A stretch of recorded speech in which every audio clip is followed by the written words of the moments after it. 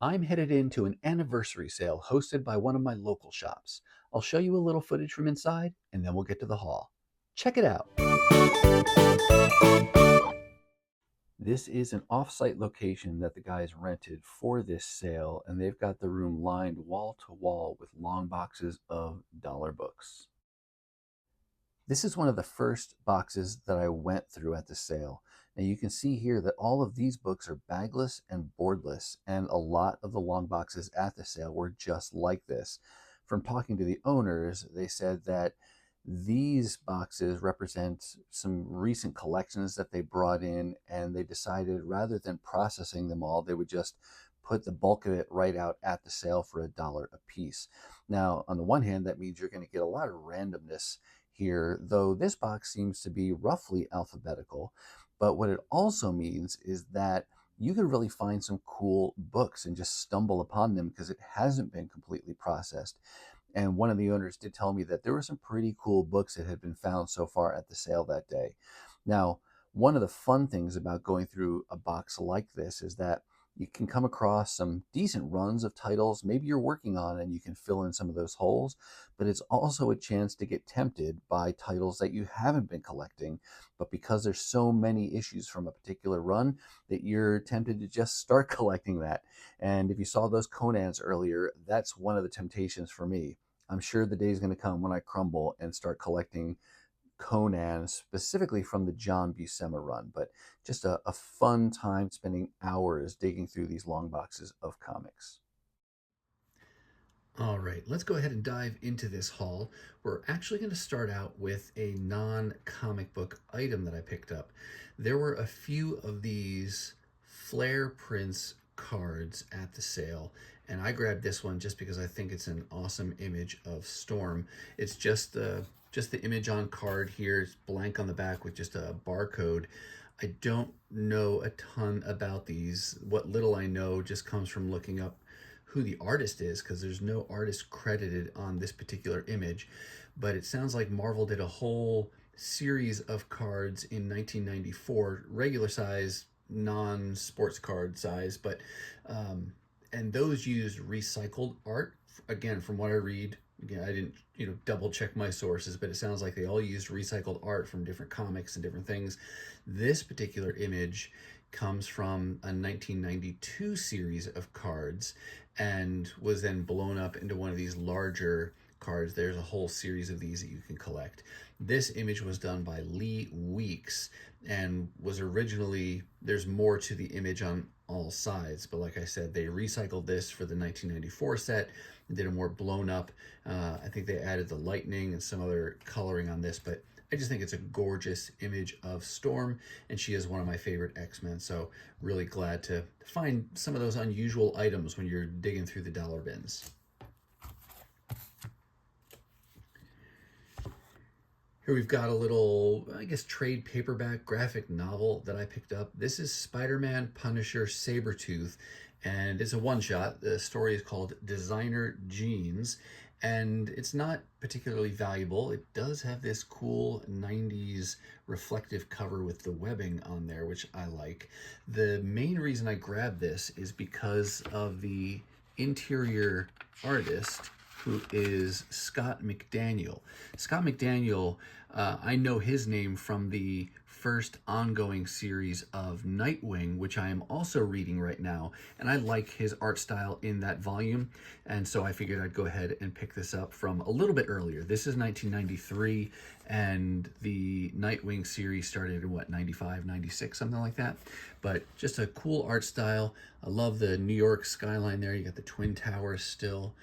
And this is also a story that takes place in the winter in New York. So you've got this snowy night that's going on throughout the entirety of the story. And I don't know why, I just love the effect of the snow and seeing the cityscapes. And there's a bridge, maybe the Brooklyn Bridge, but oh no, the 59th Street Bridge.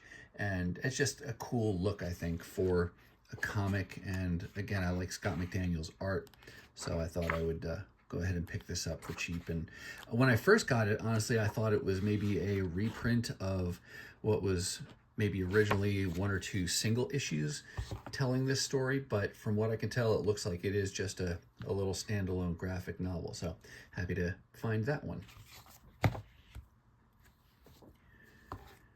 This one was a really fun find. A little while back, I showed you a haul where I picked up all the other issues from this Marvel Index. I think it was issues 2 through 5, and I had never seen them before, didn't know it existed, and I love the handbook type volumes that Marvel has come out with over the years, from their kind of generic Marvel-oriented handbooks to then the more team-centric indexes that they come out with. I just love to pick up those little reference-y series, but I'd never seen this X-Men series before. They had all the issues except number 1, and I thought, man, am I ever going to find number 1? What are the odds that I'd find it? And lo and behold, here it is at this dollar sale. It's not in the best shape. It does have a number of spine ticks here on the side, but for just $1, oh, it is a newsstand from the 90s, which is kind of cool. But for the price, and it's in decent condition other than those spine ticks, and I never know if I'll see this again, so I was definitely going to grab that. What makes this type of an index really cool, I think, is what it's showing you, actually, the content here. This is actually going through each of the X-Men issues, and it's giving you the creative team, the story title, the synopsis of the story. It gives you who the villains were. It gives all the different character appearances. It'll even give you like an index where it'll tell you for each of those characters where's the place they appeared before this issue and where do they appear next. Not for all the main characters necessarily who are just part of the ongoing series, but if there's guest appearances who pop in, maybe a person's interested in collecting all the appearances of, say Spider-Man. So you could find all the issues where Spider-Man appears and then where he appeared before that issue and where he appears after. But it's just a really cool reference covering all the X-Men issues. And it doesn't have everything, like all the way up to issue 544, obviously, because they were still coming out when this was being published. This first volume goes up to issue 51, and then I think by the end of issue 5, somewhere in the mid to upper 200s issues that they're able to cover. Just a really cool reference. And here's an X-Men cross-index by characters in the back. So it shows you all of the, what does it say? The following is a cross-index of character appearances in all issues of X-Men Volume 1 / Uncanny X-Men, its annuals and specials covered in this index series. So very, very cool to have that. And yeah, just love these kind of things, and super happy that I could find the missing issue 1 that I didn't have to complete the set of all 5 issues. And from reading this introduction here on the inside cover, they have done a number of other indexes like this. So I am going to be hunting for those because that would be fun to pick those up. Looks like they've done one for Spider-Man that was 9 issues, Fantastic Four that ran for 12, Marvel Team Up that ran for 6 issues, and it looks like this is a second volume, actually, so they may have done one earlier than this. So there's several issues I'm going to need to hunt for, but for now, very happy to have found this volume, and now there's something extra to continue to hunt for down the road. I found one issue of Sensational She-Hulk. She's a character that I like, and I'll pick up issues from this volume when I can find them in good condition and for cheap. I was a little bit hasty in picking this one up, though. If you look up here by the title, there had been a sticker there, it seems, and someone tried to get it off, and it did do some damage to that part of the trade dress there. So I added this to my collection. It's a placeholder for now, but I also went ahead and left it on my wish list, so that way, hopefully down the road, I can find an upgrade copy, and then I'll be able to replace this one. Well, this is cool. It's a Mike Zeck cover here. But yeah, still fun to find Sensational She-Hulk for just $1.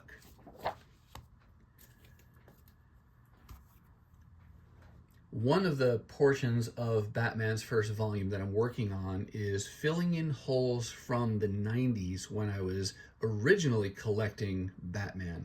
And I've mentioned this in other videos, but when I think of the creative team or associate with the creative team that was in place when I started collecting Batman, I very closely associate with this team here. You had Doug Mensch writing and you had Kelly Jones doing the pencils. And so it's really kind of an extreme kind of a style. I mean, look how tall the ears are on Batman's uh, mask there. But it's still cool and nostalgic for me to see because, again, that's when I started collecting Batman. But I didn't collect every issue, and so I am trying to fill in the rest of the holes from that Kelly Jones era, which was here in the first half of the 500s, really. I think he started maybe doing some covers during the Nightfall event, and then he took over as penciler somewhere maybe after that or towards the end of that. But a unique style. I think it's kind of cool for Batman and works really well, and the colors I like on the interiors. And I found 3 issues, I want to say, including this issue number 530, which is a glow-in-the-dark cover. I don't know if you can see the effect on Batman's costume there. It's going to be a glow-in-the-dark. And there is the logo in the background here, it looks like, maybe. There's 531, also glow in the dark. You got some effect up here, and then also in the costumes. You can feel it, it's kind of raised as you run your hand over it there. And then 533, not glow in the dark, but still very cool to get almost all in a row here, these 3 issues to fill in those few holes. And this is kind of cool. This is a Kelly Jones cover, but it's Jim Aparo doing the interior pencils. And I would say Aparo and Norm Brayfogle are the other artists that I really kind of get the most nostalgic about from this era, because some of the earlier just kind of like individual issues of Batman that I randomly picked up here and there had those artists on it. So like all 3 of those guys. I grabbed 1 issue of X-Men Classic. This is a reprint series, reprinting various X-Men issues. The first 40 some odd issues really do the bulk of stories that were printed from Giant Size X-Men up to the Days of Future Past. For whatever reason, there's a few issues in there that they didn't reprint, including Days of Future Past, which I'm kind of bummed about because that would be a nice, affordable way to get those stories. But alas, they didn't reprint those. After that, though, they continue to reprint, but I don't know if they're going in order or not. I will say that I do have all of the original Uncanny X-Men series, starting with that issue 143, which is immediately following Days of Future Past. So I don't need any of these issues from a story perspective, but I am trying to get some of the issues from a cover perspective.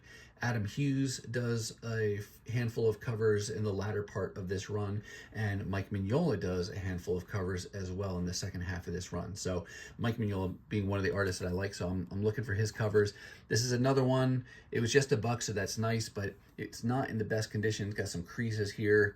I might hold out if I find an upgrade at some point, but I'm not in any hurry. It's just a fun little cover by there. So happy to have that for now. Here's 1 issue from the current ongoing series of Thor called the Immortal Thor, which, I don't know, it's fine on the one hand, but at the same time, it makes it a bear to try to track the volumes when the title changes like that. I prefer it just to keep with either Thor or Mighty Thor. And I only got the first couple of issues of this new, and now I'm trying to just keep up with it as I can find the issues in the dollar bins. And this was one of the holes that I needed. And it's a cool variant too, with the cover done by Greg Capullo. You've seen me show a number of these issues in previous hauls. And when I went into the sale, one of my goals was, hey, maybe I can finish out X-Men Legacy at this sale. And I got really, really close because I got every issue that I need except for 1. There's just 1 issue that I'm missing. And have you ever gone to a sale where you come across a whole run of a particular title, but then in a different set of boxes in a different part of the sale, then there's another run of the same title and a lot of the same issues? That happened here. So there were a few pockets of X-Men Legacy that I came across, and I could not find the one issue that I was missing. And like I said, I went back a couple times and just tried to double check and hunt again to make sure I didn't miss it, but I don't know. It's that one issue eludes me, so I have one hole left in this volume to complete it. But we're not going to worry about the hole that's missing. We're going to celebrate the issues that I was able to find, starting here with issue number 225, 226, and we'll go through these quickly because there's several of them. 227, 229, 231, 232, 33, 34, and then jump way ahead to 271. So everything I need for X-Men Legacy except for just one issue, and I'm pretty sure in the next few months I'll be able to find that. These are not terribly hard to find in my area. They're often in the dollar bins. It does become a little bit of a pain when you're looking for just one issue, because it just seems like that one that you need is the one that everybody buys before you, but who knows? We'll see. Maybe we'll get to celebrate in just a few weeks or months, and we'll be able to say, hey, that whole series is completed.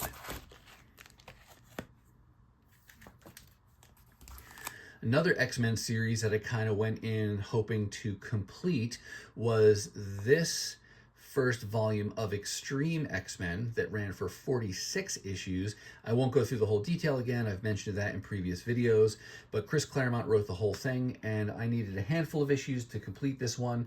I am happy to report that they did have every issue that I needed to complete this volume. So now, as a result of this sale, yay, I have completed Extreme X-Men Volume 1. So now I can finish reading it. I started, but I did not go all the way through. Now I can have an unbroken reading experience all the way through to issue 46. Starting here, though, to fill in the holes was issue 15, 17, jumping ahead to 23. Very practical costume, don't you agree, for Emma? Crazy. 24, 25, 30, 31, and then jumping ahead to 43. And Salvador Larroca did the pencils on the first half of the volume, interior and covers, and then he did all of the covers for the entire volume. So that's kind of a fun thing that ties them all together as well. Nice theme to all those covers as you go through.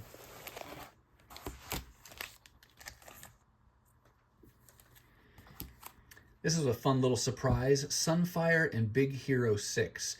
I really don't know anything about Big Hero 6 in the comics. I remember when the Disney Pixar movie came out and thought that was super fun and super cool. And then only after that did I learn that they had appearances in Marvel Comics, including their first appearance in comics. And that was an Alpha Flight issue. What was it? Alpha Flight Volume 2, issue number 17, which... very, very happy to say I did find in a dollar bin a few years ago. And I showed a video on that haul. I'll put a link up here if you want to go check that out after this. But there's also this Big Hero 6 limited series, just three-parter, obviously teaming up here with Sunfire. I have found issue 3 in the past, and now this is the second issue I found, number 2, so we're kind of going backwards. Still need to find number 1. I don't think that's particularly valuable, but I'm sure it's the hardest one to find because sometimes people, including myself, will pick up a number 1 just because it's a number 1. But now at least I have 2/3 of this little limited series.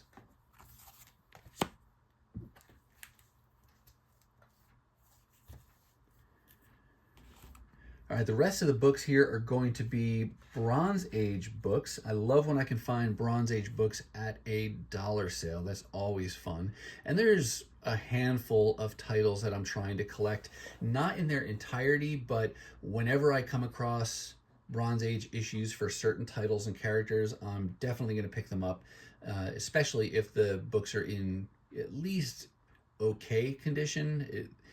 The condition I'm willing to accept varies depending on the title and the character and how badly I want it and how often it is that I can find those in the dollar bins versus how rare it is to find them.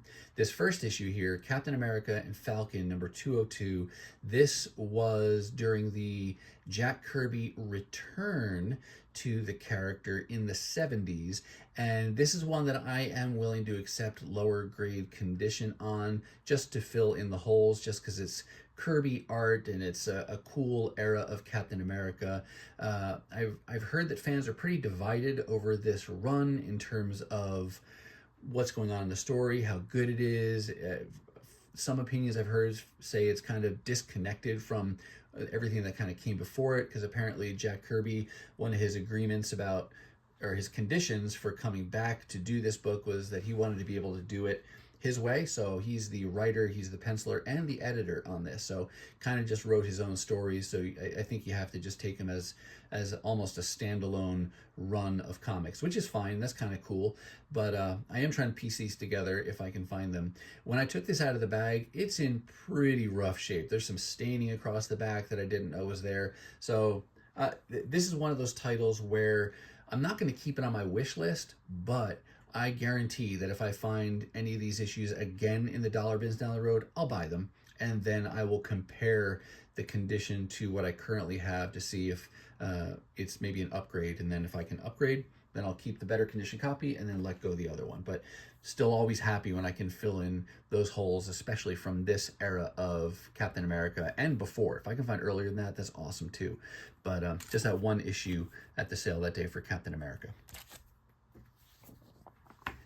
Couple issues of Thor I was able to pick up, and I'm really happy with the condition of these, especially since they're bagless and boardless. And you saw some of those issues at the beginning in that box where nothing was bagged and boarded, and it was kind of a mix like that around the sale. Some boxes had bagged and boarded books, others did not. And whenever it's just kind of raw like this, no bag, no board, I'm always happy if you can get good condition, because after dozens of people have been going through those boxes, you start to get those tears up here as people are flipping through the tops of the books. I always try to go close to the spine, so that way it reduces the risk of that ripping. But again, it's so fragile like that when you're flipping through and people are trying to go fast, that eventually there's going to be little rips on this. But really happy that these were not like that. I grabbed two issues, like I said, issues 308 and 309.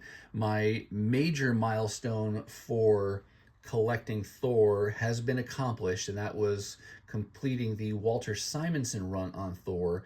But like I said, with these Bronze Age books, I will take anything earlier than that run and just build out as much of that volume as I possibly can. So that's two more issues towards that goal. So really happy to fill those in.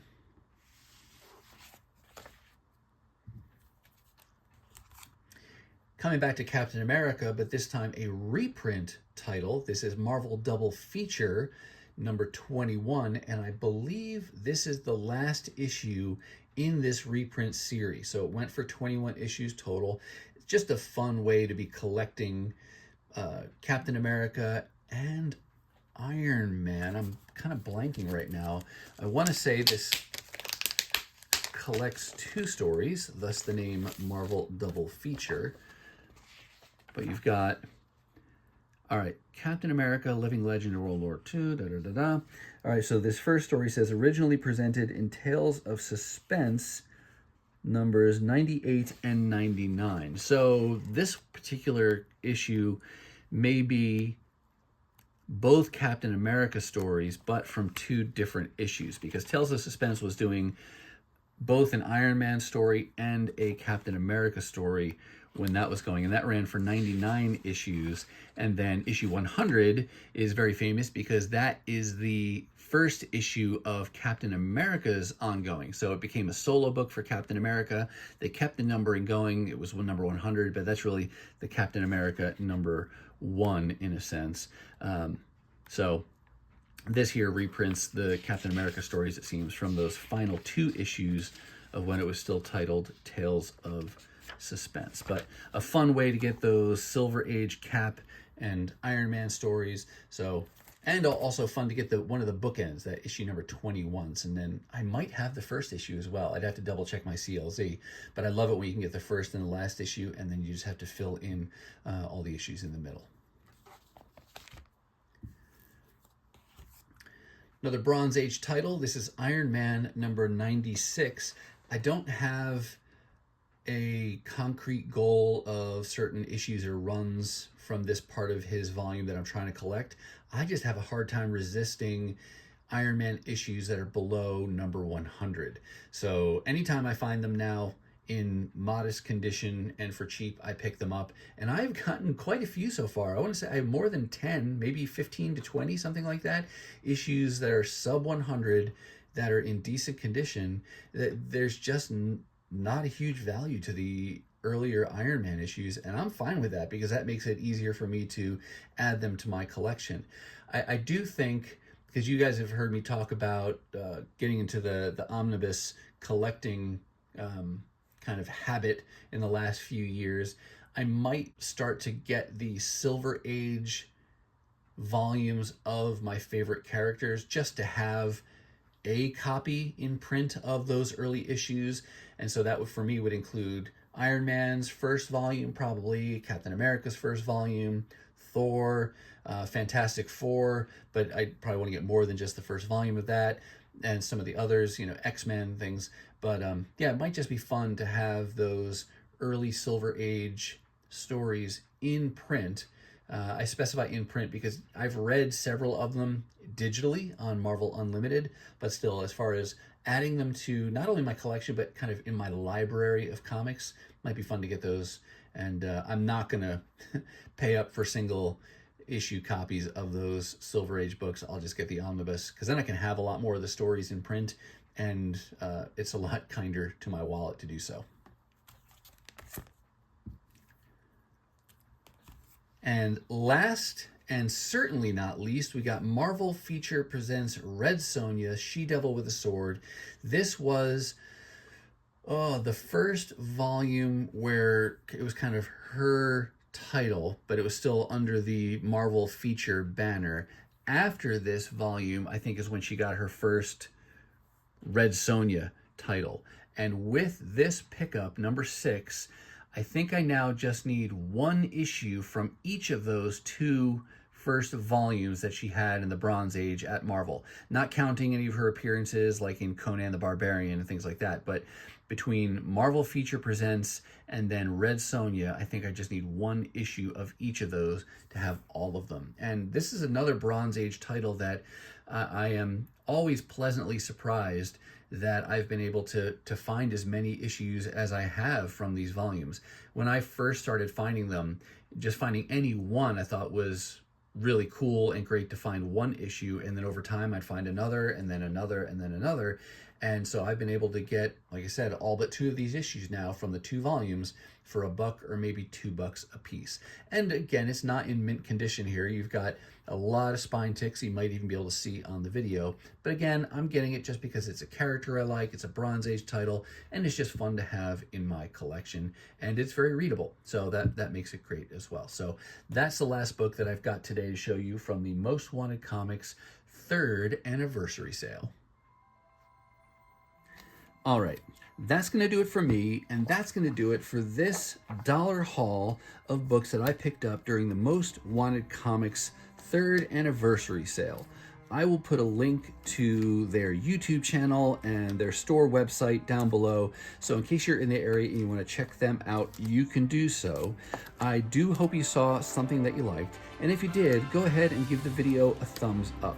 And if you want to see more content like this, lots of dollar hauls, 50-cent hauls, overviews of collected editions, all those kind of good comic book things, then why don't you hit that subscribe and ring the bell for notifications so you'll know the next time I upload a video.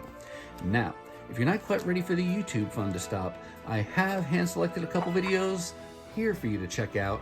As always, thank you so much for watching, and I'll see you next time.